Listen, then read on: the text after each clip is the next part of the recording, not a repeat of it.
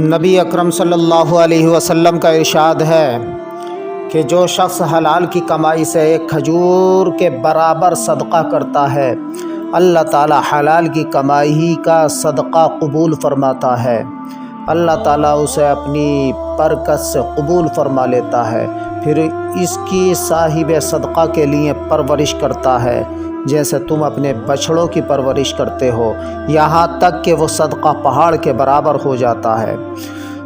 دوسری حدیث میں ہے، جیسے تم میں سے کوئی ایک اپنے بچھڑے کی پرورش کرتا ہے یہاں تک کہ ایک لقمہ احد پہاڑ کے برابر ہو جاتا ہے۔ اس حدیث پاک کی تصدیق فرمان الہی سے ہوتی ہے، الم یعلموا ان اللہ هو یقبل التوبۃ عن عبادہ ویأخذ الصدقات، کیا انہوں نے نہیں جانا کہ اللہ تعالیٰ وہی ہے جو اپنے بندوں سے توبہ قبول فرماتا ہے اور اس کا صدقات لیتا ہے۔ یمحق اللہ الربا ویربی الصدقات، اللہ تعالیٰ سود کو مٹاتا ہے، صدقات کو بڑھاتا ہے۔ صدقہ مال کو کم نہیں کرتا، اللہ تعالیٰ اس بخشش کے بدلے انسان کی عزت وقار کو بڑھاتا ہے، اور جو شخص اللہ تعالیٰ کی رضا جوئی کے لیے تواضع کرتا ہے، اللہ تعالیٰ اسے بلند مرتبہ عطا فرماتا ہے۔ طبرانی کی روایت میں ہے کہ صدقہ مال کو کم نہیں کرتا، اور نہ ہی بندہ صدقہ دینے کے لیے اپنا ہاتھ بڑھاتا ہے مگر وہ اللہ تعالیٰ کے ہاتھ میں جاتا ہے، یعنی اللہ تعالیٰ اسے سائل کے ہاتھ میں جانے سے پہلے قبول کر لیتا ہے، اور کوئی بندہ بے پرواہی کے باوجود سوال کا دروازہ نہیں کھولتا مگر اللہ تعالیٰ اس پر فقر مسلط کر دیتا ہے۔ بندہ کہتا ہے میرا مال ہے، مگر اس کے مال کے 3 حصے ہیں، جو کھایا وہ فنا ہو گیا، جو پہنا وہ پرانا ہو گیا، جو راہ خدا میں دیا وہ حاصل کر لیا، اور جو اس کے سوا ہے وہ اسے لوگوں کے لیے چھوڑ جانے والا ہے۔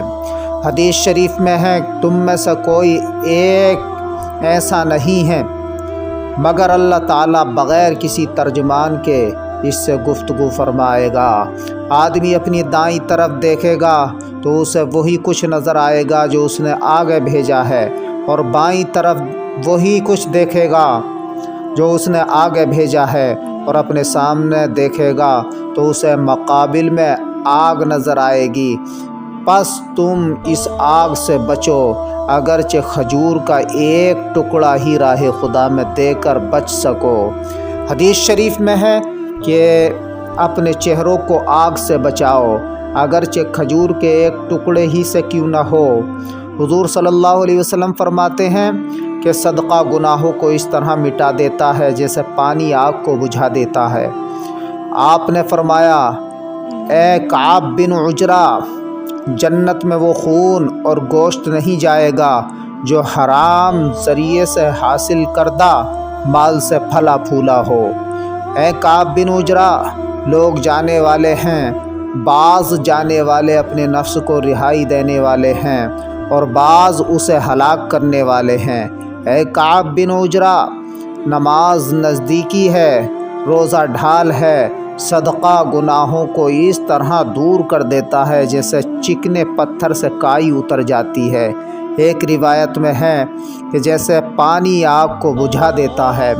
فرمایا، صدقہ اللہ تعالیٰ کے غضب کو ٹھنڈا کر دیتا ہے، موت کی زحمتوں کو دور کر دیتا ہے۔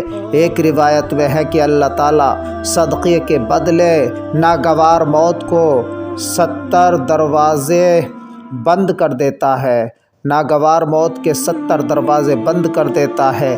حدیث شریف میں ہے کہ لوگوں کے فیصلے ہونے تک لوگ اپنے صدقات کے سائے میں رہیں گے۔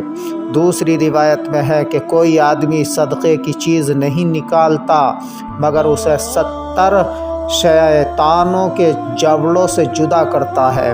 حضور صلی اللہ علیہ وسلم سے دریافت کیا گیا، کون سا صدقہ افضل ہے؟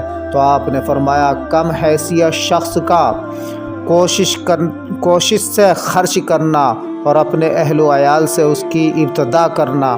حضور صلی اللہ علیہ وسلم نے فرمایا 1 درہم 1,00,000 درہم سے سبقت لے گیا۔ ایک شخص نے عرض کیا وہ کیسے؟ آپ نے فرمایا ایک شخص کا بہت مال و دولت تھا، اس نے اپنے پہلو سے 1,00,000 درہم نکال کر صدقہ کر دیا، اور دوسرے شخص کے پاس صرف 2 درہم تھے، اس نے ان میں سے 1 راہ خدا میں دے دیا۔ فرمان نبوی ہے کہ سائل کو خالی ہاتھ نہ لوٹاؤ، اگرچہ اسے گائے بکری کا چرا ہوا سم ہی کیوں نہ دے دو۔ حدیث شریف میں ہے کہ 7 شخص ایسے ہیں جو رحمت الہی کے سائے میں ہوں گے جس دن رحمت الہی کے سوا کوئی سایہ نہ ہوگا۔